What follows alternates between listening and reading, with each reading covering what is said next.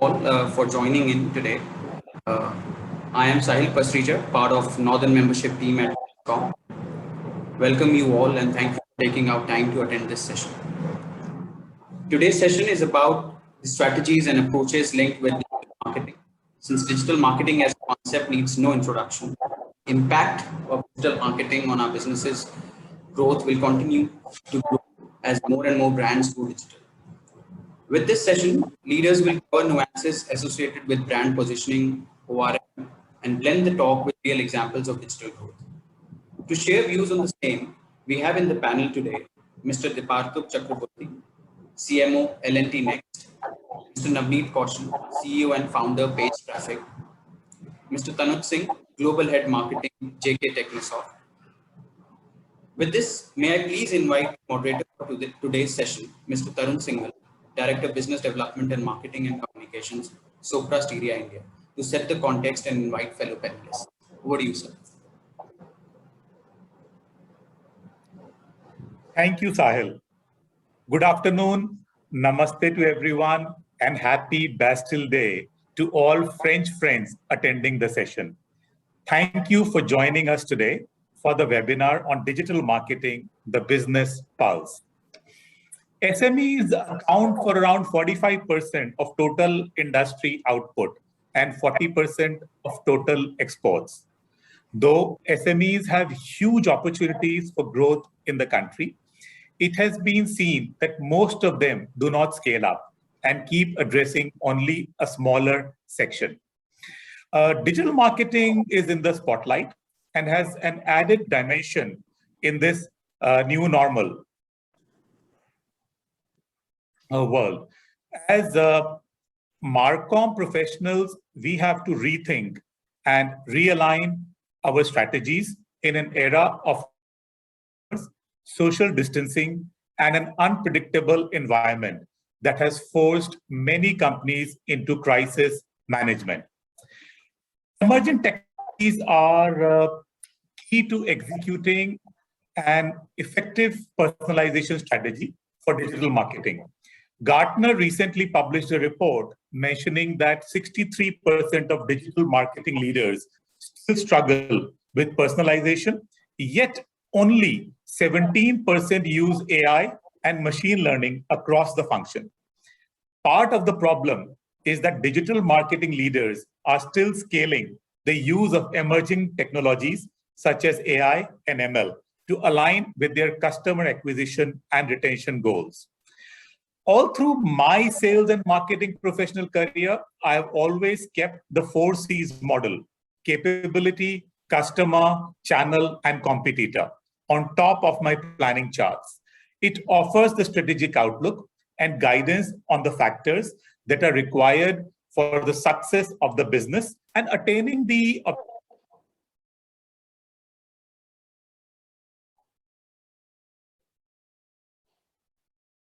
brand value.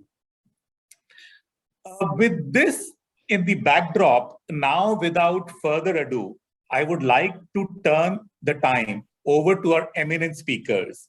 As Sahil briefly mentioned, I would in detail talk a little bit about each of the speakers before I ask the questions to them. We have got some questions we received in the last few days from some of you.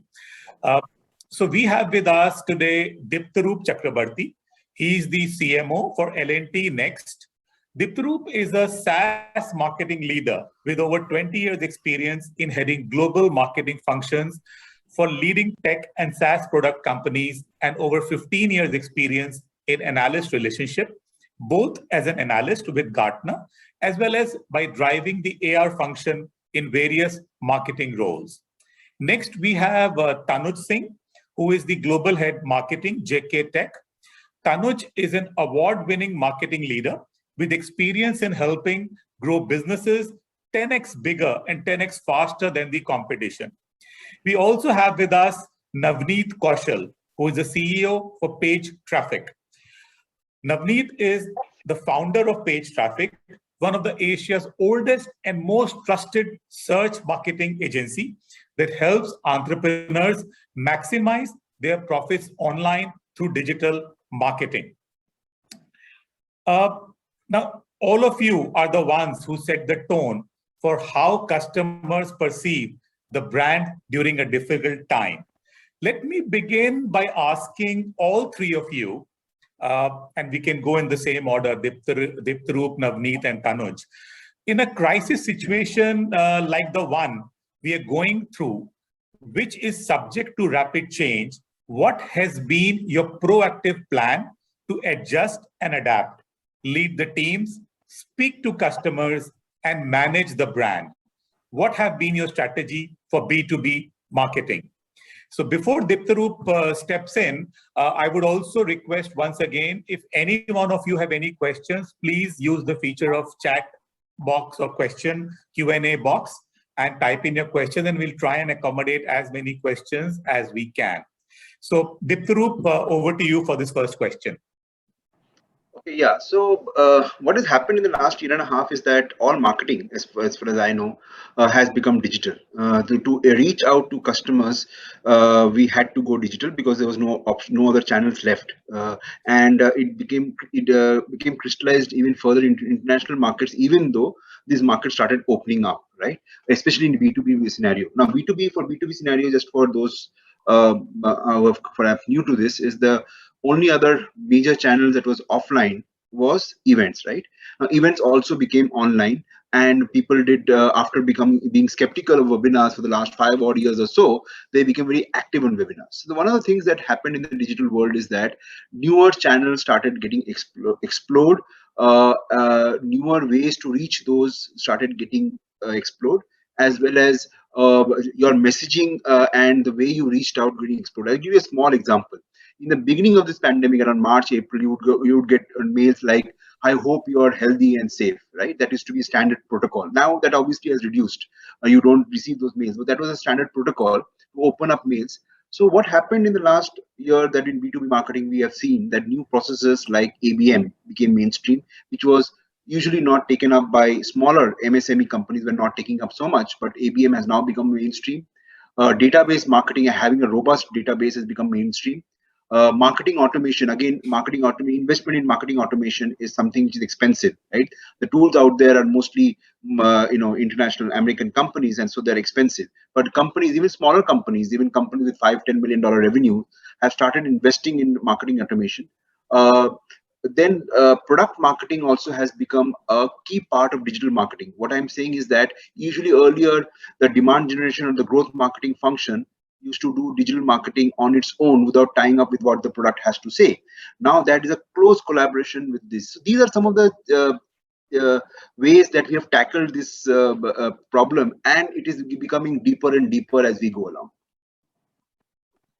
So thank you, Diptaroop. That was very precise and insightful. So Navneet, would you like to add your piece to this, please? Yes. So in a broader sense, because we serve most of the SMEs, so what we have seen, of course, when this started, then a lot of companies went into a panic mode. So a lot of customers say they don't want to continue, they are not sure, because suddenly everybody thought the future is very uncertain. So now what we call as a new normal, people were getting adjusted to it. So as you asked that how you adjusted your team and how you was for the clients. So first of all, for the clients, our outreach was for our client, which was very, very important to tell them that, yes, we are here. If anybody of them has a budgetary issue or any other issues, we are open. So there are times when we have to, when there was a complete lockdown, people were not making much money, companies were not making money. So we actually have to offer our services for discounted price, in fact for free as well. So we have one big client who have in education, but they have like but the institutes were not open, so they said that they don't want to continue because they don't know when it's going to open. So we have to offer them a lot of things, which initially was that to sustain the customer, but eventually that was the first 2-3 months when everybody was not sure. So not my team, nothing. Then after 2-3 months, we started having these and all other companies. And if you would see in the last 6-7 months, in last, let's say 1 year, is the one where all the digital companies have a very good growth. So the growth have started because suddenly people understand that it's important to be on a digital medium, and what we all call as a digital transformation. So digital transformation, when it was a knee-jerk reaction, people were just pushing it off. Then suddenly this COVID actually accelerated the growth, specifically for anybody who wants to come online, do everything. So of course, and lots of SaaS product starts is coming online. A lot of people wanted to do everything online, and they understand because the uncertainty is in their life, the business. So that's where we saw as in a lot of companies, and in fact, we have grown more than 20% in last 12 months, and we have in terms of revenue, but more in terms of team as well, and people now understand the value of it. So the thing has that people have understood this, and we are seeing the new normal where people wants to move online, and the digital transformation has taken place, which is actually helping all of us and enabling also, because we are completely digital marketing company. So yes, it does help. No, thank you, Navneet, for that. That's very, very useful. So Tanuj, moving to you, JK Tech has been in the industry for a few decades now, and so would you like to share some of your thoughts and how you have cruised through these times? Oh, absolutely, Tarun. Thank you for the question. I think Deep Tarup and Navneet have spoken about couple of essential key changes in the overall strategy. In this unprecedented time today, B2B market leaders are actually operating in a very vastly different environment compared with just a few years ago, or maybe a year and a half ago, right? So, what is happening with the heightened buyer expectations? Now it requires new approaches. And what I see is a truly buyer first orientation happening, right? And also I see a lot of pressure to prove marketing's value and revenue impact from digital marketing, right, has also intensified in the post-COVID world. So one of the other thing I wanted to talk about is where I see a lot of enterprises re-looking at is, ensuring they have a sound long-term marketing strategy. When I talk about marketing strategy, a lot of people get confused between marketing strategy and marketing plan, right? I think now in post-COVID world, enterprises are now looking to re-look at that marketing strategy. How is it aligning with corporate growth goals, right? And it has to be very, very laser focused from a business standpoint, and should be able to translate into actionable plans. And that itself is not a small feat, right? So, what I'm seeing is it needs a lot of bold, unwavering vision change, and also agility to course correct, because not all of us had, kind of vision that kind of a sea change in the overall condition. So one of the other thing which we are looking at, and this I can talk from my experiences, how do you optimize your digital marketing budgets when you talk from B2B perspective?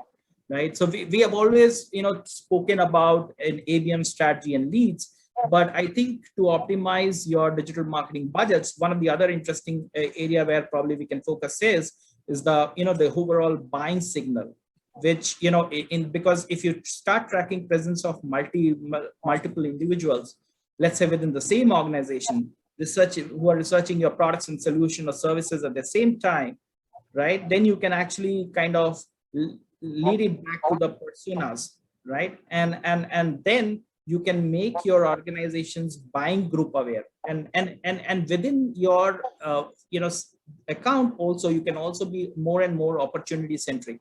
So that is how you kind of start optimizing on your digital marketing budgets, etc. So these are some pointers probably we should look at, in terms of the overall change in strategy and plans.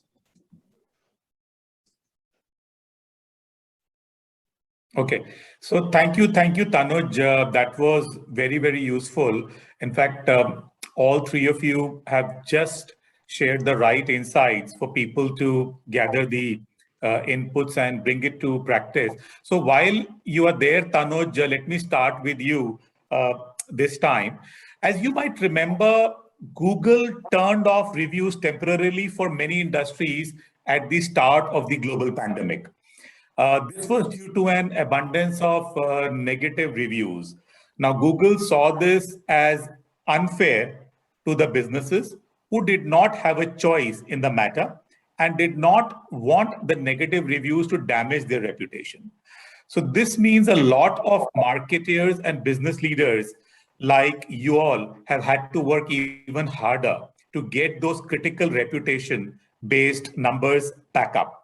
So how has the online reputation management evolved and transformed in the current context for you? We'll start with you, Tanuj, and then we'll move to the other two speakers. No, absolutely. You kind of pointed it very rightly. And, in fact, that kind of made a lot of marketers start thinking about reputation management and the impact it can have on our business, right? So, and if I have to talk about more from SME business owners, they're really unsure how to build, protect, and also use their reputation effectively in the post-COVID world, right? We have been talked and we have gone through a lot of marketing lessons around creating better experiences and the importance of revenue, etc. But in a world today which is inundated with choices, right? Reviews are the holy grail. We all understand that, right? And it could actually impact your conversion. So I was actually looking at, while we were also looking at the overall online reputation. So I was, doing, my own set of research, etc. And, I came to an understanding, and which was very significant. So your aggregate review rating can increase from, when it increased from 3.5 to, let's say, 3.7, it could experience 120% growth in conversion, right? And if your review rating increases just by even 0.1%, you can actually experience a conversion rate boost of 25%, right? This is very significant. Right. So what we need to really do is from an overall standpoint, when I have to talk about the strategy, we have to start looking at different types of reputation and look at where your reputation is strong and weak. That is the key, right? So and then start prioritizing on the areas of your business that requires your attention. It's not only about creating those reviews. I think it is also to, from an insight perspective, right? You have to start looking at how do you improve your product quality, how do you focus on improving customer service, and then look from outside perspective when you're so which review platform, for example, you have the biggest impact from a revenue generation perspective. So you have to start looking at that. And the other thing, for example, a lot of companies, let's say in the lifestyle and F&B, etc., they have to start looking at the reviews for specific brand at location level, etc., so that they can, the marketing managers themselves can start monitoring, responding, and analyzing all the reviews from the channel. So, it's not only about looking at the ORM from a corporate perspective, but you have to now start looking at the brands and the product, etc. So there is a change in the way we have to start operating when we are talking about online reputation.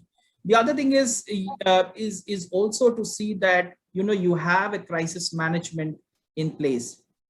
From protecting your reputation perspective. And in the post-COVID world, we have seen a lot of impact around that as well. So be prepared with the crisis management plan is my takeaway, from an ORM perspective. That's good, Tanuj, and I think this has been a very important point for most of the organizations. And thank you for sharing your stroke JKT's views on this. So Diptaroop, would you like to share your insights on this particular topic, please? Yeah, so I come from a background where we have been selling to enterprise customers. That's Fortune 500 billion dollar plus customers, global markets, right? So there, obviously, online reputation of individuals or the corporate matters not so much as, say, for example, if you're selling it to a more not a consumer oriented, but say a smaller enterprises, right, where reviews and matters, right?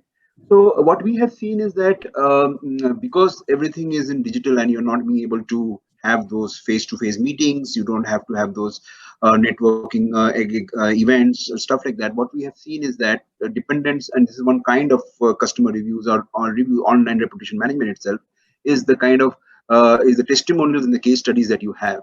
And there has been a deeper engagement investment in how do you make those case studies more credible and believable, because that is what is happening. Because we all know that references work on the basis of, okay, you scratch my back, I scratch yours. But when you're making case studies and you're giving valuable data points to buttress your your conjecture, that makes a lot of important. That's one way of handling ORM, I think, today, right? Especially in enterprise customers.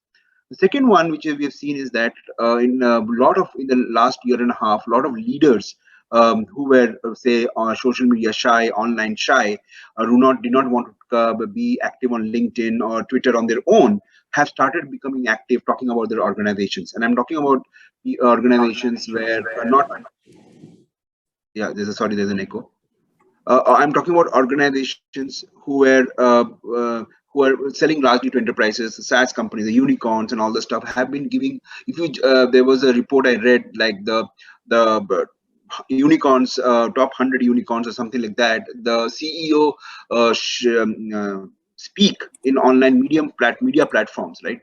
Okay, has increased by a factor of 3.5x in the last 1.5 years, which means more CEOs are speaking where they were not speaking earlier, and that goes to build the reputation. And as you see, in the last 6 months, 14 unicorns were created in India alone.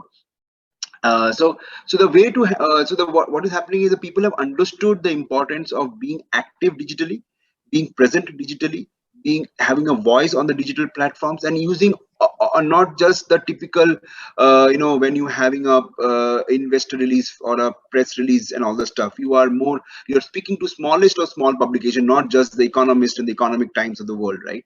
So that is one way of looking at the online reputation management that has changed, I think, in the last year and a half.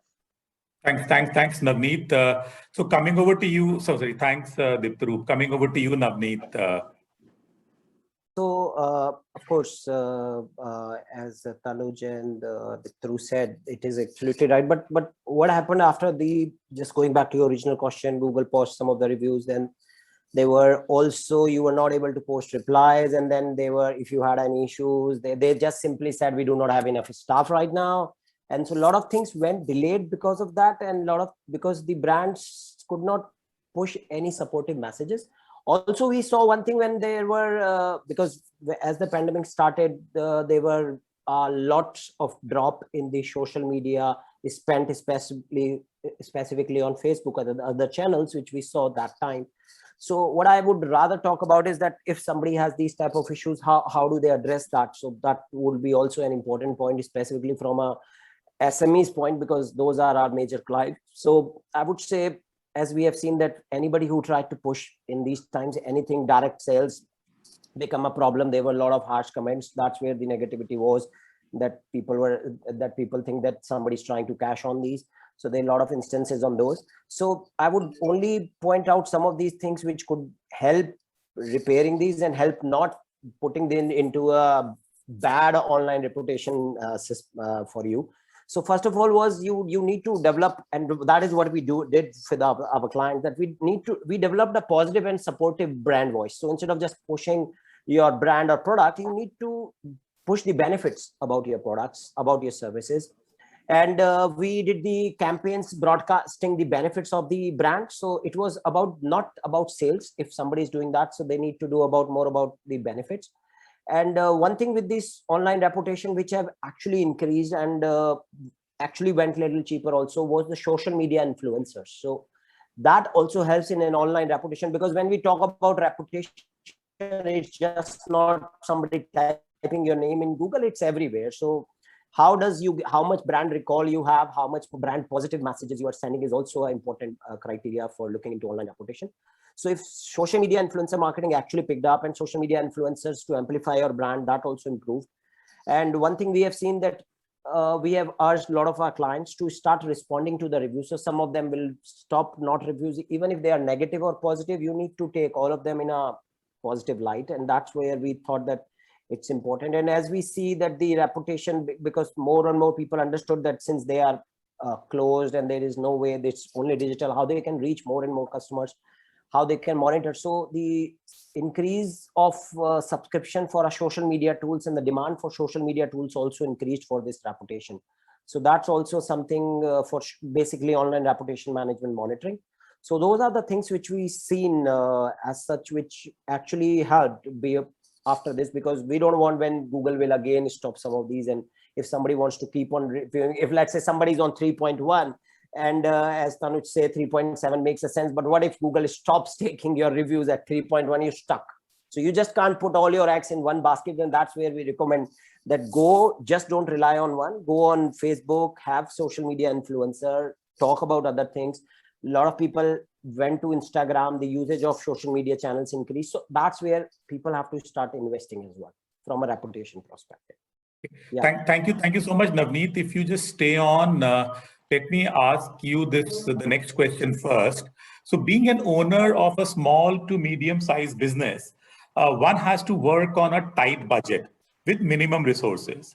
Now, under such circumstances like the industry is in today, what methods would you all, I mean, three of you, starting with you, Navneet, recommend to create a wider reach along with a timely impact? See, the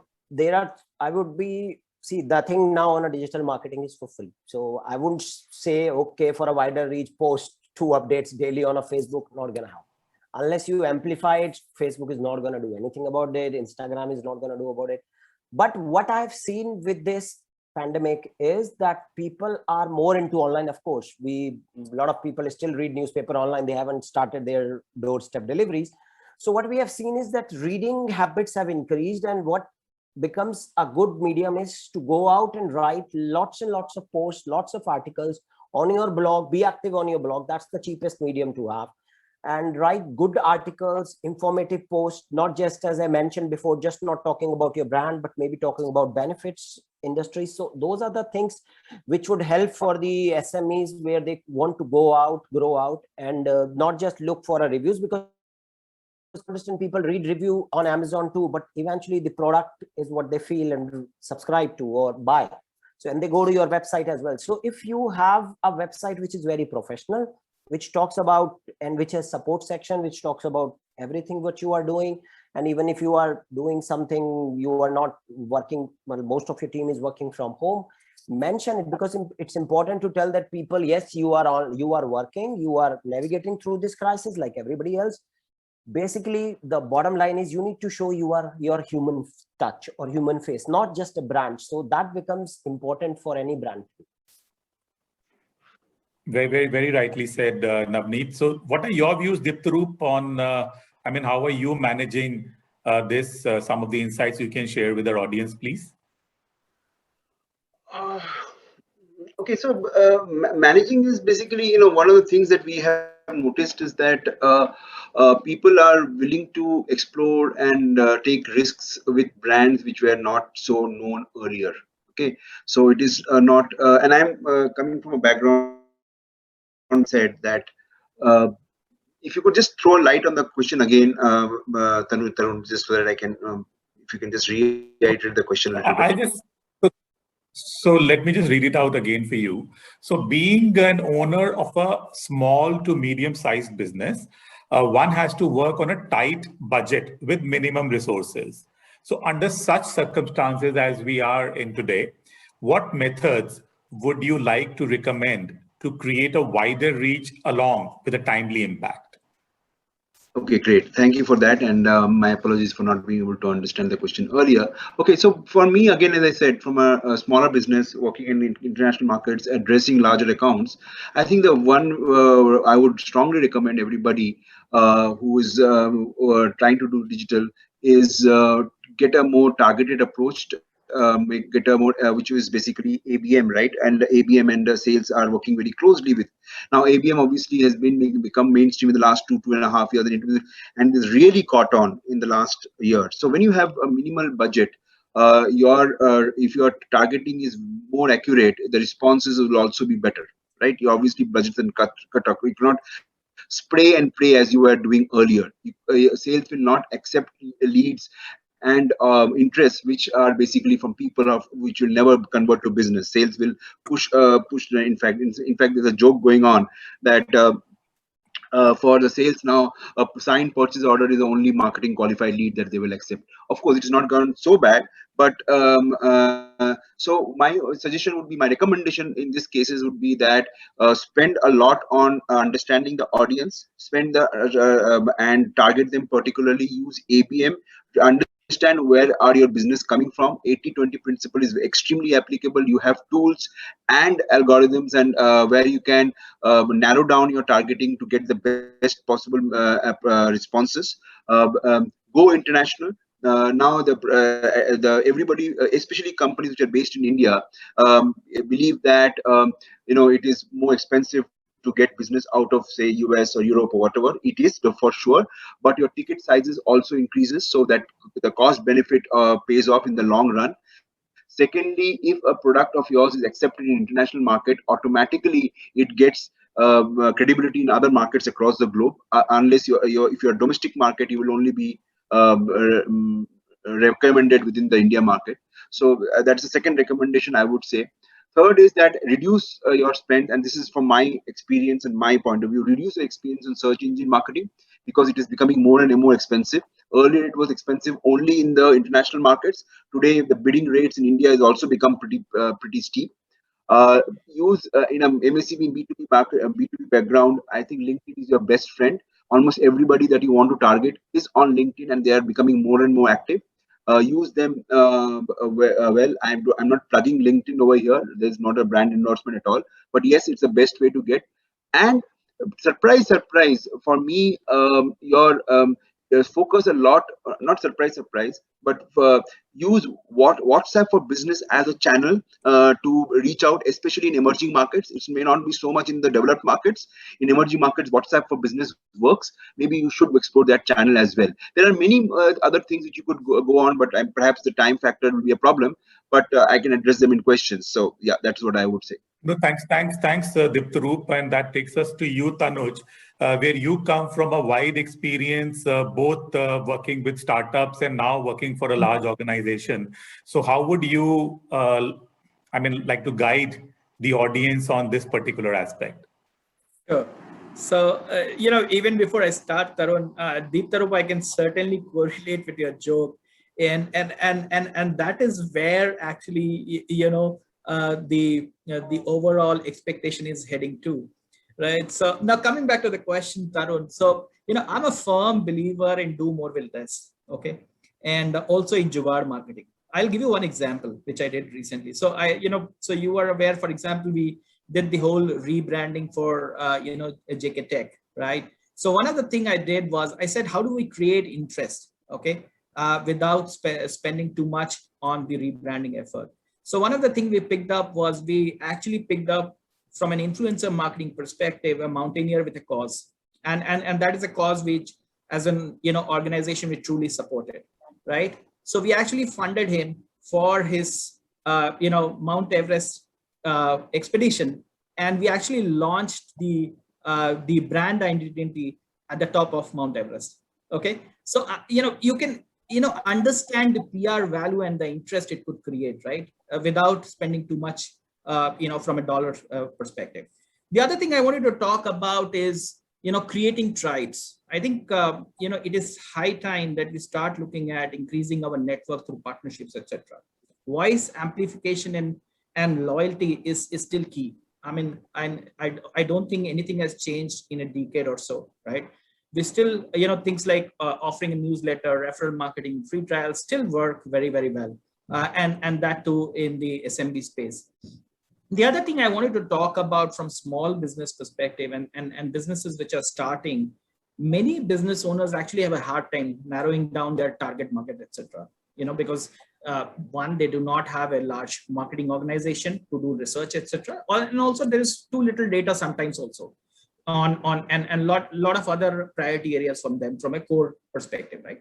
So this often actually leads to small businesses targeting more than one audience type, right? And then they improve their target as they grow. So so what I'm saying is this is actually good to have more than one target customer set in mind. It increases your customer reach also, since there are more and more potential customers, and also acts as a safeguard against losses when one of the market decreases its profitability. Yeah. On the other side, from a con perspective, yes, being a smaller organization, sometimes it gets very hard nurturing some of this relationship with both audience on the same platform, etc.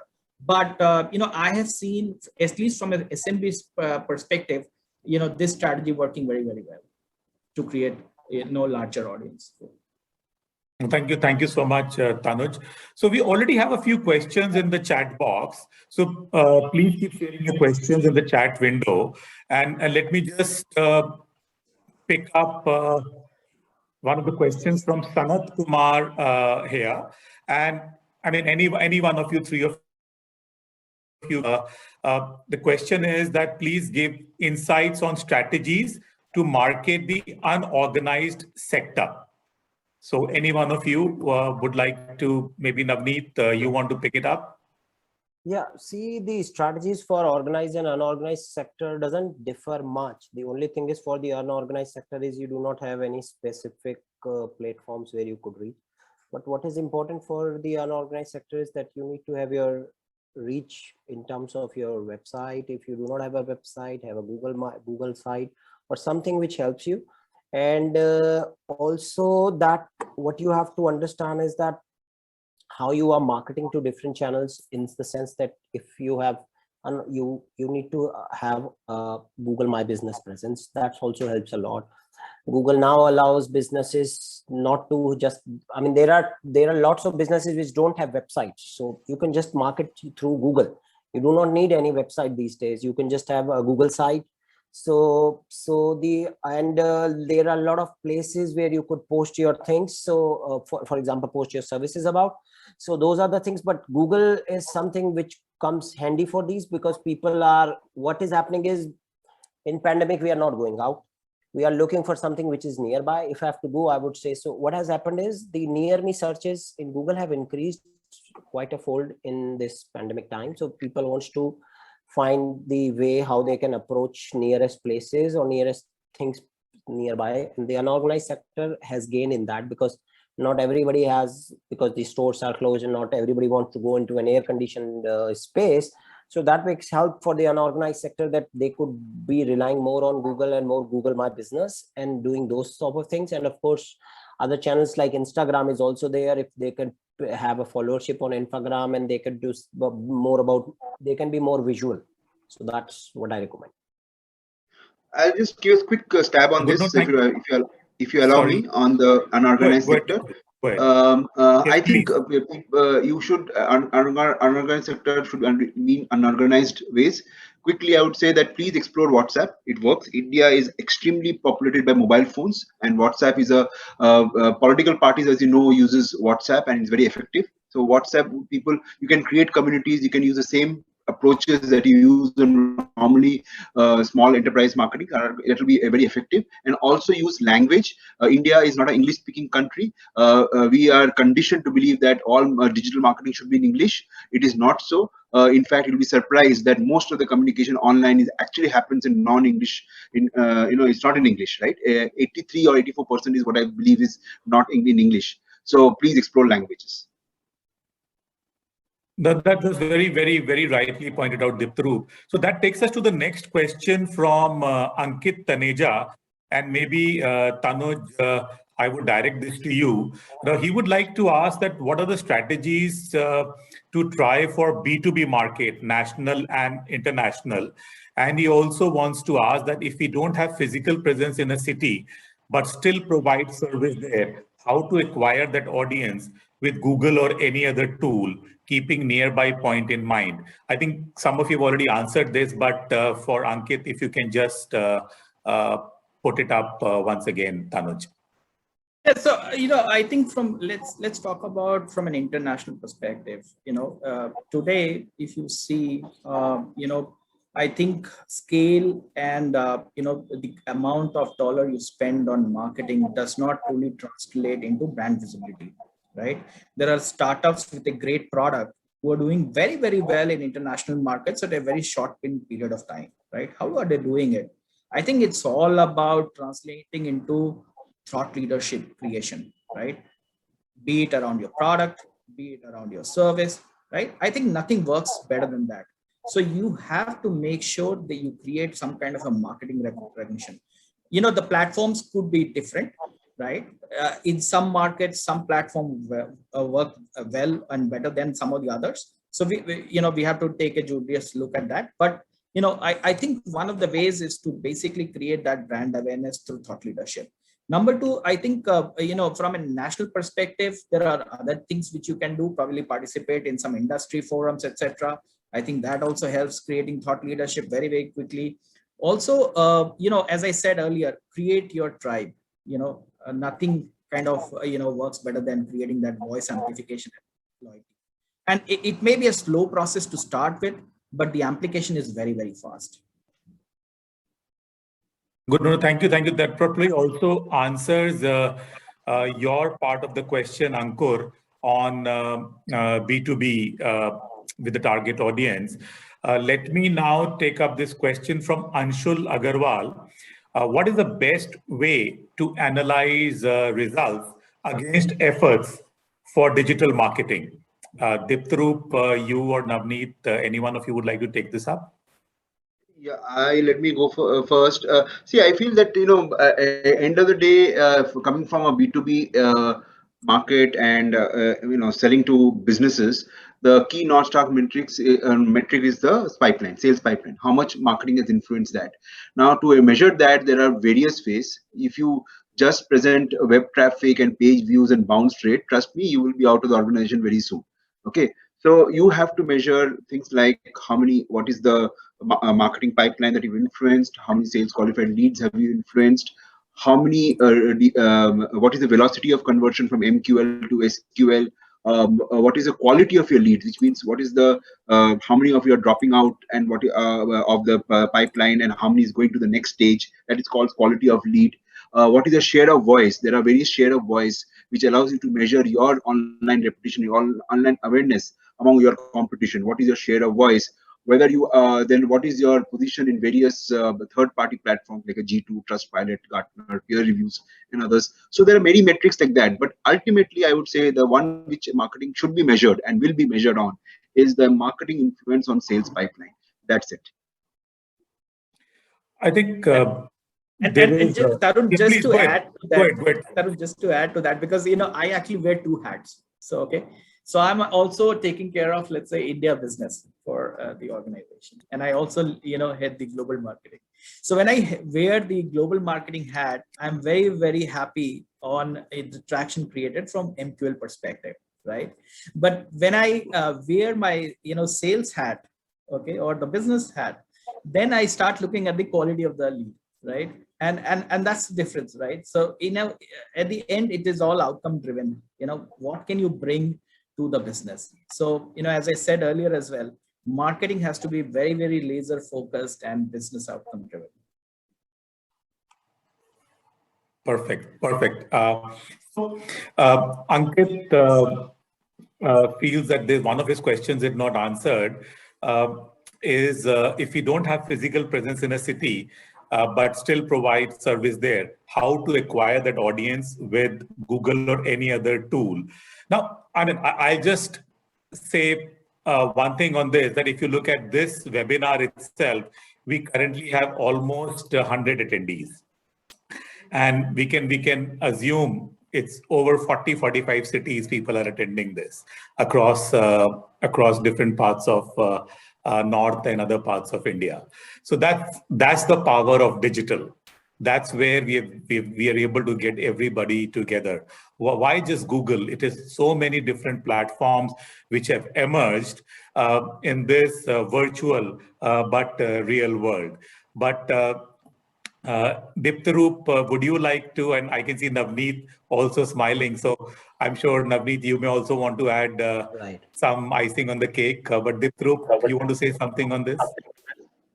Yeah, so I know coming from the background and having also marketed within the small cities in India, I believe that if you want to create your reach within cities where you're not physically present and digitally, that obviously LinkedIn is a very good platform. And I also would recommend Instagram to also, because Instagram also allows targeting. I know people will say that business to business won't work on Instagram. I do not subscribe to that viewpoint. If you have your messaging right, Instagram is just a channel and just a platform. And there are a lot more people on Instagram and Facebook than there are on LinkedIn. But if you want to address a professional, even if the city is like, say, Jabalpur or Tirunelveli and all that stuff, and so running a small, store to say a retail outlet selling PCs, personal computers, you would more likely than not have him on LinkedIn, because they are also ferreting business from LinkedIn, by the way. So the LinkedIn would be the platform that I would recommend. And second would be Facebook stroke Instagram, and third would be obviously part of Facebook, WhatsApp. These work according to my experience. You can build communities, you can do everything that you do normally in Google or those typical enterprise marketing approaches that you do on these platforms. But obviously your messaging, the way you write, the languages that you use. For example, if you're selling to Tirunelveli, you cannot use English as a mode of communication, right? It has to be Tamil. So those things just to change. But other than that, I think you can get along with it. Yes, Navneet. So just to answer specifically Google, because we do most of that. So the SEO is a good way to optimize your presence and rank for different cities.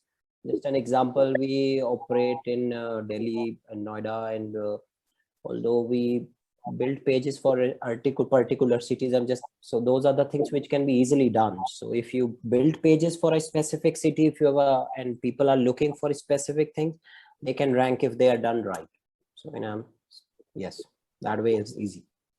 Okay, good. So I think we have a couple of more questions. One question from Lovely and Anshul, where they're trying to gather some insights from all of you that how we can get and predict exact leads from digital marketing.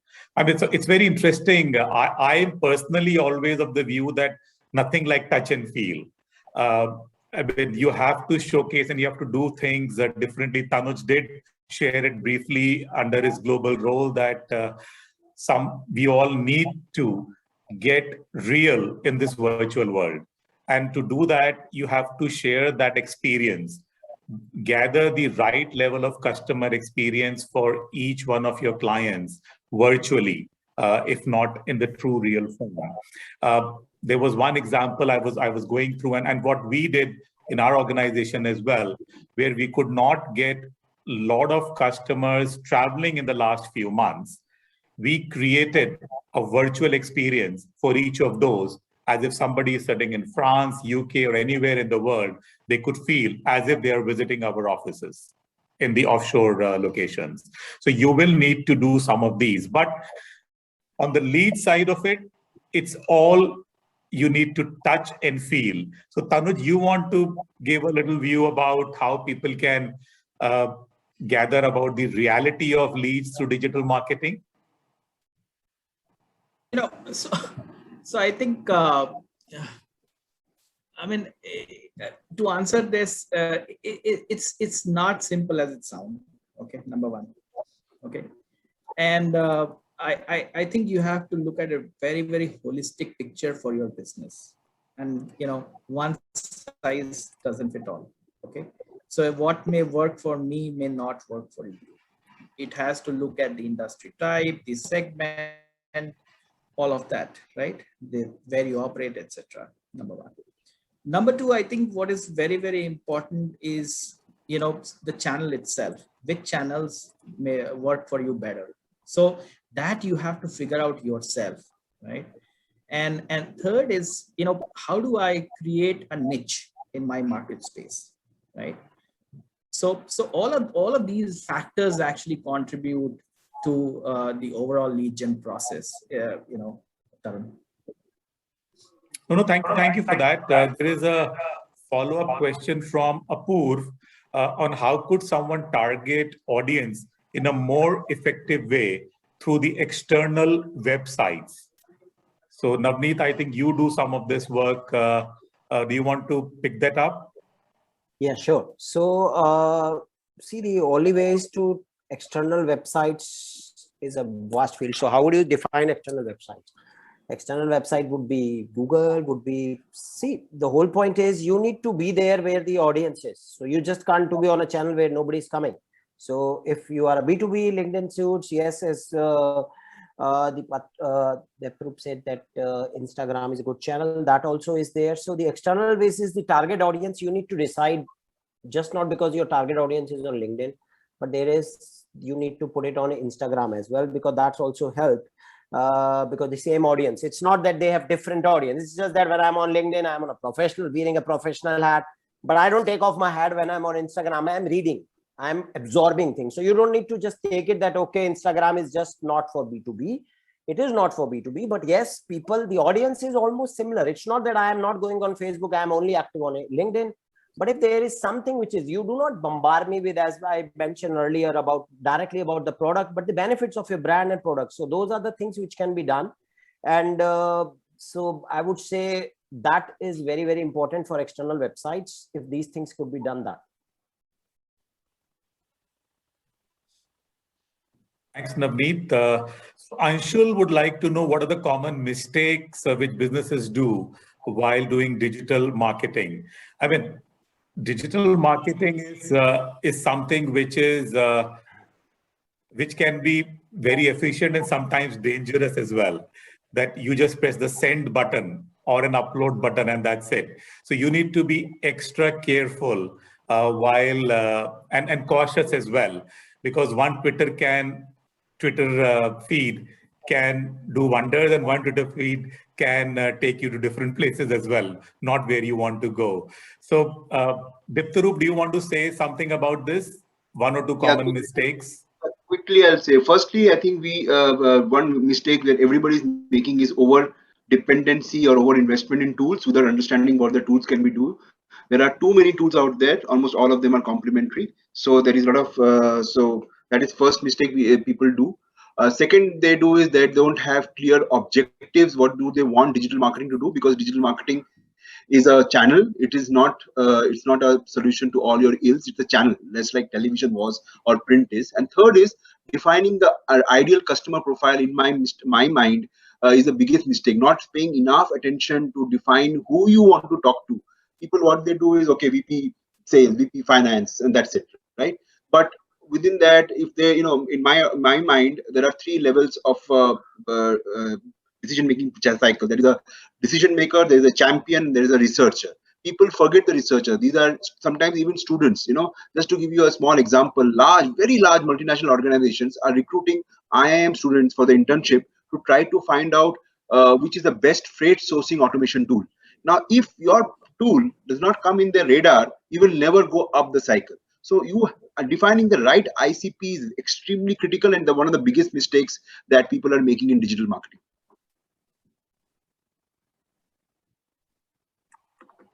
Okay, no, thank you so much. So I think what we're seeing in the last close to an hour is that we've been able to gather a lot of valuable insight with respect to strategies for new age digital marketeers to build a stronger and more resilient business for the times ahead.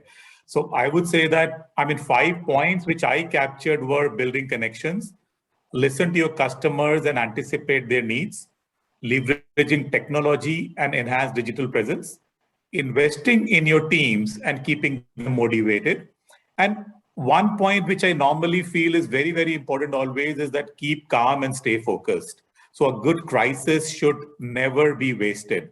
So with those 5 points, before we try to bring it up towards closure, one or two lines from each one of you, Tanuj, Diptaroop, and Navneet, as your last parting words to the audience, please. Tanuj? Yeah, sure. So, from my perspective, let's be very, very clear. Digital marketing is not an online switch which you can plug in and, start playing. I think one of the things which we completely miss out, and we start with an euphoria, right? When we build a new website, etc. But the only thing we forget is that content needs to be farmed and churned, right? And we should also look at content syndication strategy, etc., to create that thought leadership mindset.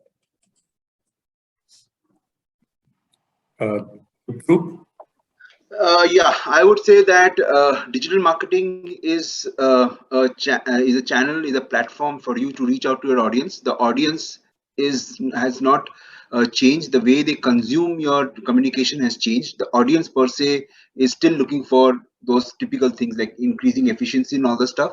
There's one question which was asked by someone about attribution. There are various tools about attribution. So you need to, in digital marketing, you need to understand attribution to know which of those channels, social media or Google Analytics or website or inbound or videos, which is giving you the maximum leads. You have to be accurate, because no tool is going to give you all the data at the touch of it. If there is a tool like that, please let me know. I would like to have it on board. And third point I would like to say is, please invest a lot in your messaging, the message that you want to take, and the message to the right ICP. Remember, a researcher, a junior executive is not looking for the same information that the VP is. And if you send the same information, one of them will get angry. So these are the 3 points I would like to end. Thank you. Thank you, Diptaroop. Navneet, very quickly, your parting lines. Yeah, so what I would say is, one very important thing is, digital marketing is not a sprint, it's a marathon. So people have to understand that what they say, I have built the website and they'll come, that's not going to happen. If somebody thinks because I am paying you and in a 1 month I'm going to do wonders, then I would have done it for myself. So, and I would have been in 20 industries. So that's not something is going to happen. You need to have patience, as defined, that you need to have right audience. And most importantly, you need to have a website if you are trying to be digital, or whichever medium you are landing on people on. It's important. We didn't discuss about mobile, but it should work fine on mobile. That's very, very important if you are trying to good, because most of people are now accessing all this information on mobile. So that's what will be my parting. No, that's good. And I think you've rightly said, Navneet, we've got couple of great examples from India itself. One is Arogya Setu and the other one is CoWIN, which are working wonderfully on mobile. And now global countries, different countries would like to adapt to this to help market their thoughts and approach towards vaccination and this pandemic. So with that, thank you to all our eminent speakers, Diptaroop, Tanuj, and Navneet. It was real pleasure to have you with us. In this VUCA world, leaders like you are the catalyst to build an agile organization. Perhaps the next normal future may require each one of us to step up and assume the newer additional roles and responsibilities. Thank you all for attending. We hope you have learned and gathered some useful insights. Any unanswered questions, I'm sure Sahil is collating all of them and we will get it responded back to you. So with the paucity of time and it's good that we are just on time on this one. So Sahil, over to you for the closing, please. And thank you, everyone.